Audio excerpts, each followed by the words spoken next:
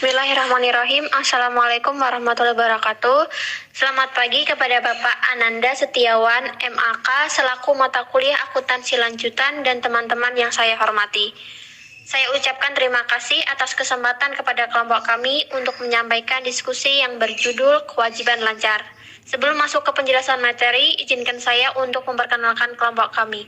Saya Lutfia Nafifah, NIM 630302100086, lalu Imafila 630302100083, dan Lalang Adi Arta NIM 630302100085.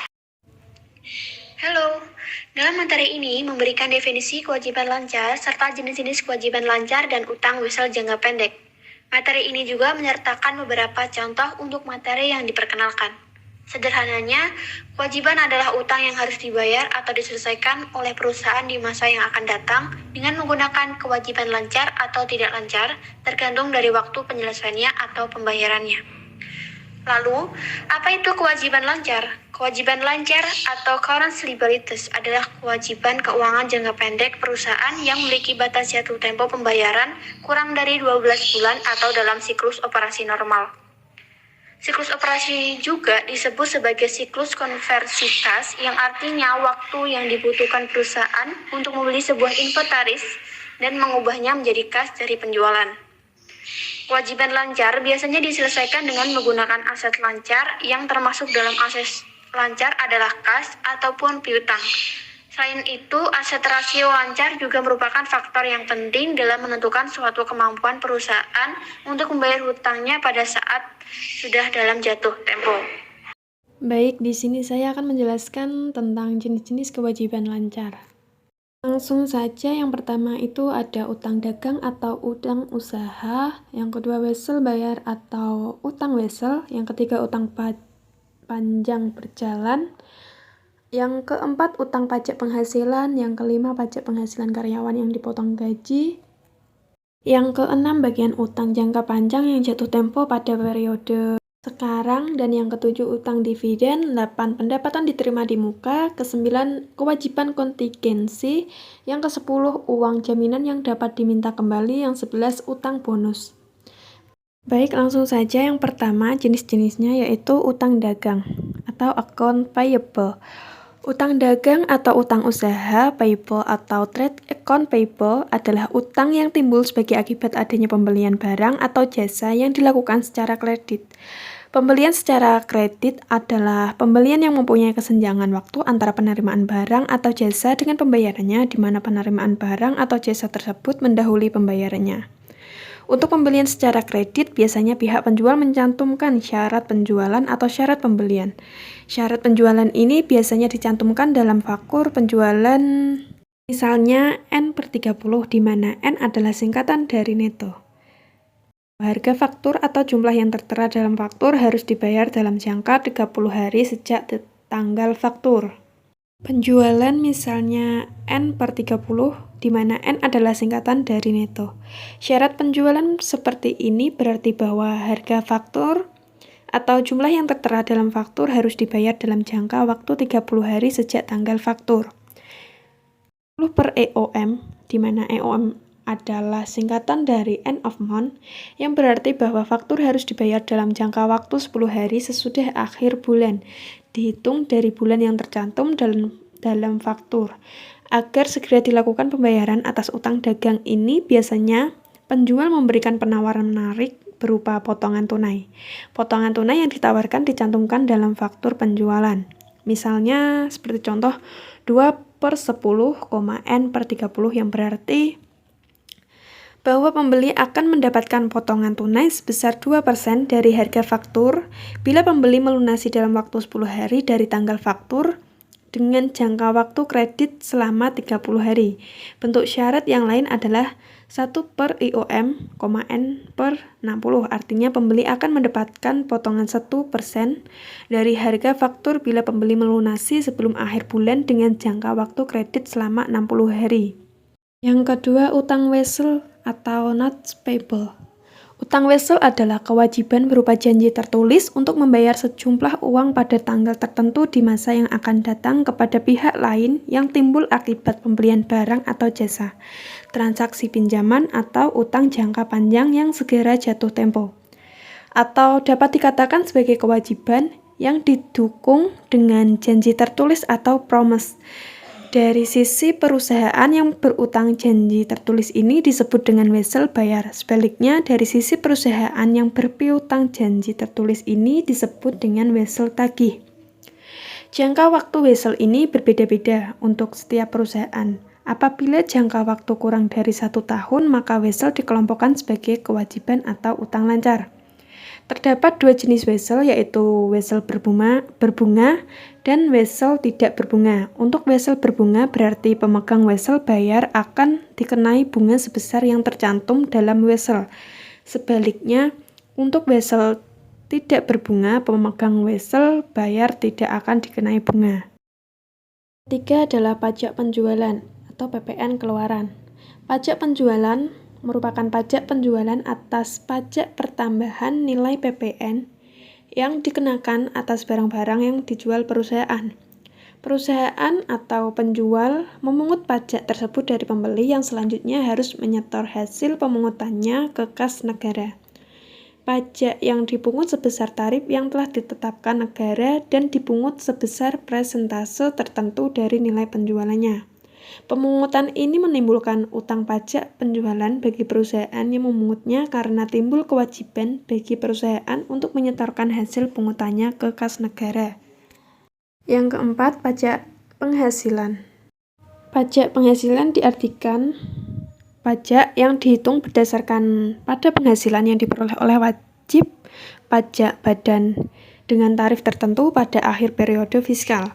Jumlah pajak yang terhitung sesuai dengan peraturan perpajakan harus segera dibayarkan ke kas negara. Bila perusahaan tidak segera membayar pajak pada akhir periode atau periode pelaporan keuangan, maka pajak menjadi pajak terutang dan harus dilaporkan dalam laporan keuangan. Untuk perhitungan dan pelakuan akuntansi pajak penghasilan disajikan dalam buku tersendiri. Yang kelima ada pajak penghasilan karyawan yang dipotong dari gaji.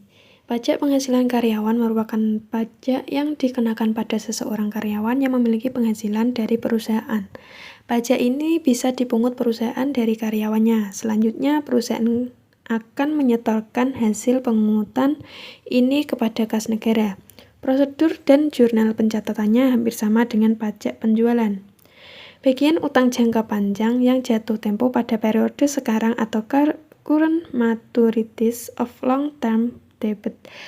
Utang ini timbul karena terdapat utang jangka panjang perusahaan yang akan jatuh tempo pada periode sekarang. Contoh, utang dari jenis ini adalah bagian dari obligasi, wesel bayar jangka panjang, dan utang jangka panjang lain yang jatuh tempo dalam tahun ini atau tahun pelaporan. Sebagai ilustrasi disampaikan contoh sebagai berikut. Misalnya perusahaan memiliki utang bank sebesar 5 juta yang jatuh tempo pada bulan Maret 2007, maka pada saat perusahaan menyusun laporan keuangan pada 31 Desember 2006, perusahaan harus mencantumkan utang bank ini ke dalam kelompok kewajiban atau utang lancar, karena akan jatuh tempo kurang dari 1 tahun. Utang jangka panjang yang jatuh tempo dalam masa berjalan tidak boleh dimasukkan sebagai kewajiban jika 1. Akan dilunasi dengan aset yang sudah dicadangkan untuk tujuan ini. Yang kedua, akan didanakan kembali atau dilunasi dari hasil penerbitan utang baru. Yang ketiga, akan dikonversikan menjadi modal saham. Yang ketujuh ada utang dividen. Utang dividen adalah jumlah yang terutang oleh perseroan kepada para pemegang sahamnya sebagai hasil dari diotorisasikannya pembagian dividen oleh rapat umum pemegang saham. Dalam proses pembagian dividen ini terdapat 3 tanggal yang berpengaruh terhadap pencatatan akuntansi, yaitu tanggal pengumuman atau tanggal disahkannya dan diumumkannya pembagian dividen. Tanggal pendaftaran saham bagi pemegang saham, tanggal pembayaran dividen oleh perusahaan kepada pemegang saham, atau utang dividen adalah kewajiban perusahaan kepada pemegang saham karena mengumumkan pembagian laba berupa kas atau aktiva lain. Tanggal yang terkait dengan pembagian dividen.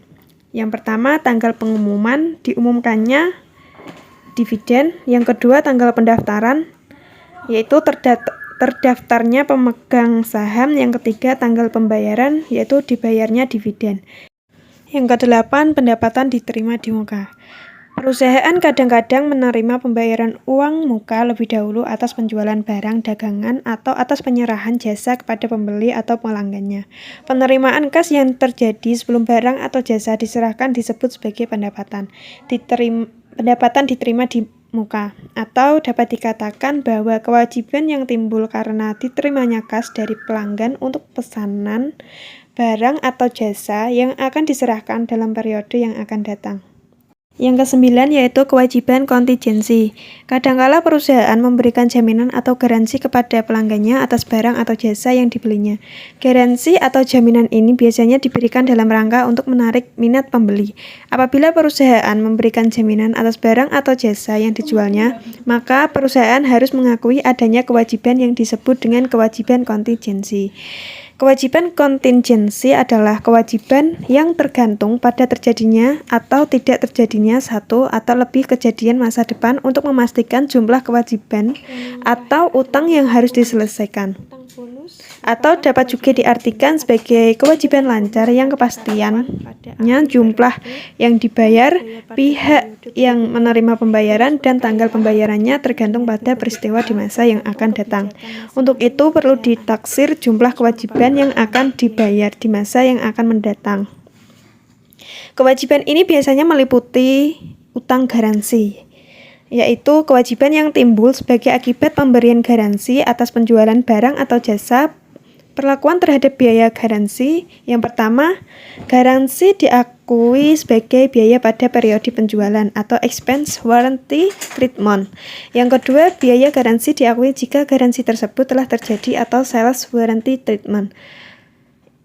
Yang kedua, utang hadiah adalah kewajiban yang timbul dalam periode hadiah karena hadiah tersebut belum diambil oleh pelanggan. Hadiah ini akan diberikan apabila pembeli memenuhi syarat yang telah ditetapkan oleh penjual. Yang ke-10, uang jaminan yang dapat diminta kembali adalah kewajiban yang timbul sebagai akibat diterimanya uang tanggungan dari pihak lain. Uang tanggungan ini biasanya timbul dalam transaksi penjualan yang memanfaatkan fasilitas tertentu, misalnya penjualan minuman dalam botol. Yang terakhir, nomor 11 adalah utang bonus. Utang bonus adalah kewajiban yang timbul akibat pemberian bonus kepada karyawan pada akhir periode yang dibayar pada periode berikutnya. Bonus untuk karyawan dapat dihitung dengan berbagai cara, tergantung kebijakan masing-masing perusahaan. Bonus merupakan elemen biaya. Utang wesel. Utang wesel adalah pinjaman jangka pendek oleh seseorang atau perusahaan dengan cara menerbitkan sebuah bukti tertulis yang disebut dengan wesel bayar. Utang wesel digunakan oleh perusahaan ketika kreditur menilai adanya kemungkinan penurunan tingkat suku bunga di masa yang akan datang atau debitur kurang dapat memenuhi kewajiban pembayaran menggunakan sistem pembagian termin. Wesel bayar jangka pendek. Wesel bayar jangka pendek merupakan alat pembelanjaan yang umum yang akan jatuh tempo dalam waktu kurang dari 1 tahun. Contohnya, yaitu pada tanggal 1 Desember 1990, PTA membeli persediaan barang dengan dagang sebesar 2 juta rupiah dengan mengeluarkan wesel dengan tingkat bunga 12% per tahun jangka waktu 60 hari. Jurnal pembelian barang dagang di debit sebesar 2 juta dan di kredit wesel bayar jangka pendek sebesar 2 juta.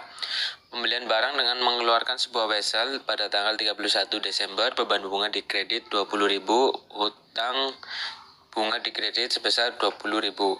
Pengasuhan bunga, hutang bunga dilaporkan sebagai hutang jangka pendek, perhitungan bunga 2 juta dikali 12% dikali 30 per 60 sama dengan 20.000.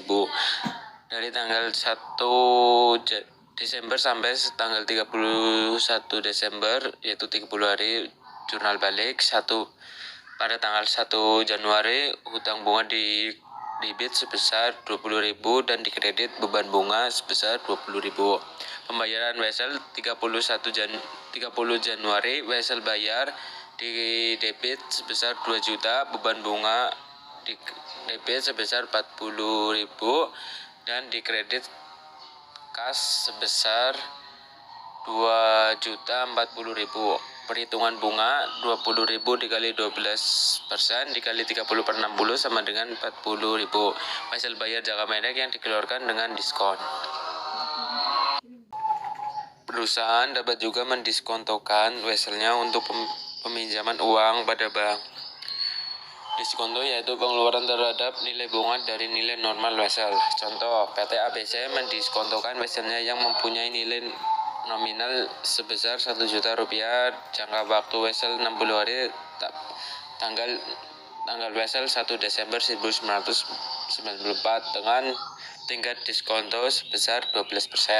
Perhitungan nilai nominal 1 juta rupiah, diskonto 1 juta dikali 12% dikali 60 per 360 sama dikurangi 20.000, hasil diskonto atau kas yang diterima sebesar 980.000.